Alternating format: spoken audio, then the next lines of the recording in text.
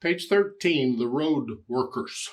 I guess it's some people working on the road and they're having fun doing it. I don't know, it's sort of like a march, I think. The curly brace, 3 steps. How do we do this? Well, actually, you can have up to 4 steps. I mean, sometimes some piano music is 4 steps. It depends on how hard it is to read the music if they only use 2 steps. Sometimes it's easier to read the music if they use 3 steps. And this is the situation. And they're telling you in the 3rd measure which hand plays what. That helps too, because sometimes I don't know which hand is going to play it. You have to try and figure it out. Then you have to experiment which you like better. But they're telling us here. That's okay. So let's look it over. It's 3 pages long. It's treble and bass. The bottom 2 staves are both bass clef, and the top staff is treble. Just keep that in mind. 1 flat in the key signature. It's either an F major or D minor. I'm pretty sure this is an F major. Do the scales and arpeggios for both, F major and D minor. 4/4 time signature, 1 hand at a time. Right hand at the beginning. 1 and 2, and because of the rhythm. Down here, 1 and 2 and 3 and 4. 3 E and 3 E and I just do 3 and 3 and then the 3rd measure, the right hand comes up and does the top staff, and I do a 1 2 4 there because I'm saving 5th finger for the D. 1 and 2 and 3 and then 2 1 2 and then come down again. 2nd line. The same. It's the notes that are different. Okay. The 3rd line down on page 13, you're down here. Come all the way, you're coming from here to here. That's all right. 1. Reach up. And then top staff. And for the last measure, I recommend a 1 2. Scrunch up. This way you're ready for the A. You're a little closer to it. Yeah. That's basically the piece. Now the end, the bottom of page 15, if you want to look at that, it sits here. And then they want 1 2 4. You can do 1 2 3. I mean, you're here. You can reach down to 1 2 3 for the 2nd measure of the last line. 1 and 2, and then a 1 5. And then the right hand comes down and plays this F, and the left hand will play the F. It's an F. And the bottom staff, the left hand does that one. That's what these solid lines are for, that going between the staves. They're telling you this hand goes here and this hand goes here, and have a nice day. Okay. Left hand's same rhythm. 1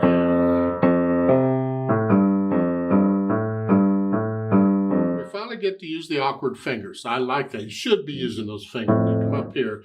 5 2 here. I'm saving the thumb for the D. Your hand doesn't fit up in here, then you got to do that. I don't know how big your hands are. Come down. So that's basically the piece for the left hand.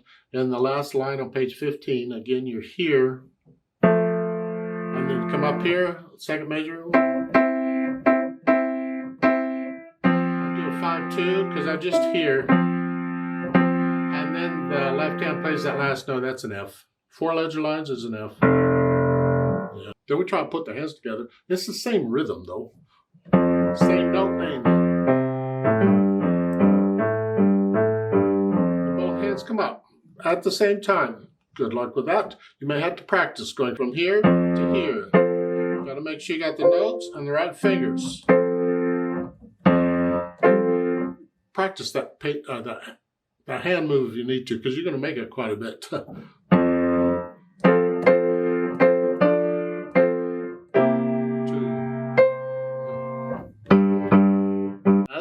Putting the hands together, they're playing the same rhythm pretty much throughout. Then I go back through it, maybe a line or so at a time, get rid of any hesitations. Only be looking at the keyboard when you got to move the hands around. Otherwise, be looking at the music. Once the hesitations are gone, at least temporarily, then I'll add the articulation. This is fairly connected. You just play it.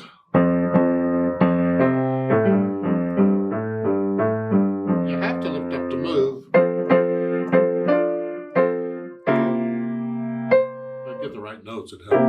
So you're lifting up every couple of measures for the rest or for the phrase, but you have to move, so it's built in. And then the dynamics, it's sort of both hands for the first two measures, loud.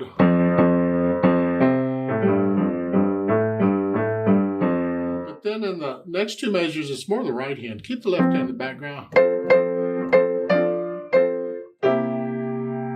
On both hands. And there's some difference of opinion on this. So let's just talk about the difference of opinion so you're informed. Because you may run across somebody, oh, I don't like that. You do it this way. Whew. Well, in the first two measures, both hands are playing the same note names. So you could say, well, both hands are playing melody. Another way of looking at it is that only the right hand's playing the melody. Because in the third measure, only the right hand gets the melody. That's the melody. So you'd say, well, the right hand gets melody throughout.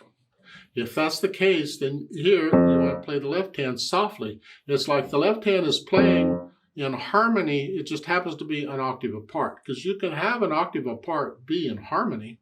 Just you'd... I can hear the right hand and the left hand's soft here. That way,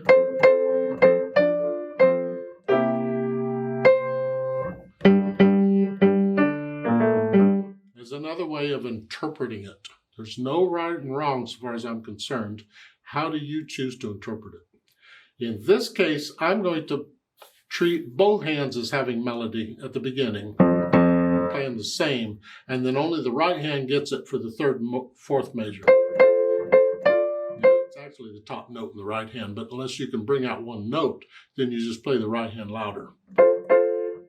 Eventually, you need to learn to bring out one note.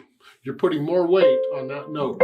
Yeah, this is light, and just put more weight on that part of the hand. That's all I'm doing, is putting a little more weight on that finger. And once we have the dynamics out of the way, then I think about the speed.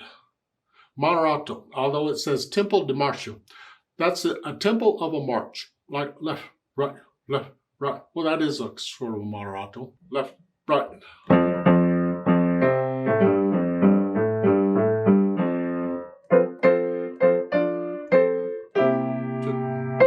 Right.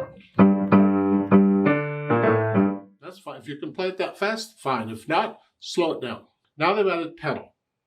We have a contrast going on between the first two measures and no pedal and the third and fourth measure, which are chords. And we're going to add the overtones and we're going to connect the chords because we can't connect the chords unless we use the pedal. So in the third measure, the notes first, then the pedal. Change it after you play the notes. But lift it with the hands at the end so you get a little silence. So it's a different phrase. And that's the pedaling throughout. One last thing we got to deal with is page turn.